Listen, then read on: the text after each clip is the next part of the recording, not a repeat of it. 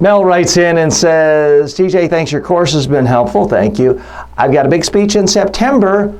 I'm nervous, and I'm purposely putting off writing the speech until August. Mel, a little bit of advice. Don't write your speech. It's really hard to sit down and say, okay, now I'm going to create this massive 20-page opus. That's something that will have you just procrastinate time and time again.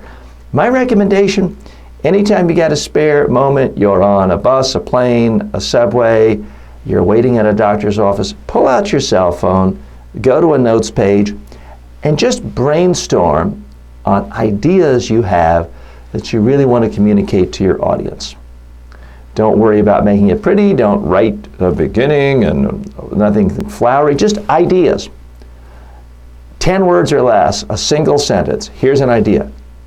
Here's another idea. Come up with a page full of them. And you can just do this in 2 and 5 minute spurts. You can be at the dinner table and the rest of your family isn't there yet. You got a few minutes, boom. Just brainstorm on ideas. Then let them sit for a few days. Then look at all the ideas, try to put in priority, and then narrow it down to your top 5. Once you've done that, put those on a sheet of paper or a computer screen and brainstorm on stories you have involving real conversations with people about problems that relate to those points. Come up with case studies. Come up with examples. Then think of any image that will make the idea more understandable and come alive. My recommendation, end up with a single sheet of paper with your 5 main points, a bullet point or 2 under each one for your examples, case studies. Any really important numbers or facts, put them in. And then a PowerPoint slide that has an image for each one of your points.